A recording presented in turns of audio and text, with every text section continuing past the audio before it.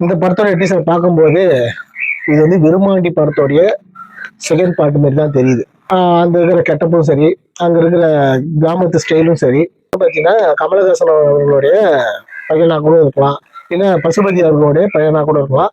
வளர்ந்து ரிவெஞ்ச் எடுக்கிறது அதுதான் இந்த படத்தோடைய மெயின் கதையா இருக்கும். ஸோ இருந்து எனக்கு ஒரு டவுட் இருக்கு. ஏன்னா இந்த படம் வந்து பார்க்கறதுக்கு பயங்கரமா பில்டப் பண்ணி, அதான் டீசர் வந்து படத்துல வருமா இல்லையான்னு தெரியல. இந்த 3 நிமிஷம் டீசருக்காக மட்டும்தான் இது எடுத்திருக்காங்க. ஸோ அது மட்டும் தான் தெரியுது. ஒரு சில காட்சிகள் மட்டும்தான் படத்துல வர வாய்ப்பு இருக்கு.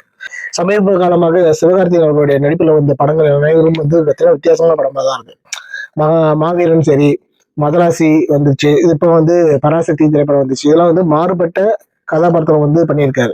அவருடைய வளர்ச்சி வந்து எப்படி முன்னேறுதோ இல்லையோ, அவருடைய நடிப்பு திறன் வந்து ரொம்ப அழகா வந்து வளர்ந்துகிட்டு தான் போகுதுன்னு நான் சொல்லுவேன். ஏன்னா அப்படிப்பட்ட திரைக்கதையும் அப்படி ஒரு கதையும் களத்தையும் தான் வந்து கையில் எடுக்கிறாரு நம்ம சிவகார்த்திகேயன் அவர்கள்.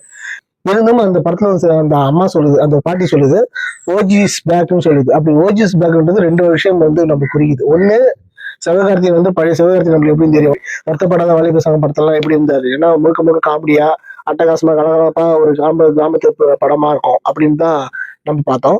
ஆனா இருந்தும் இந்த பக்கம் வந்து ஓஜின்னாக்கா நம்ம விருமாண்டி கமலஹாசன் அவர்களா தான் சொல்றாங்கன்ட்டு நம்ம மைண்டுக்குள்ள ஓடுது.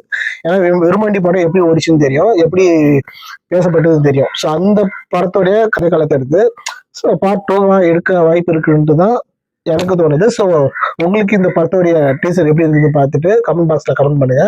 ஸோ அடுத்த வீடியோவில் சந்திக்கலாம். Tata bye.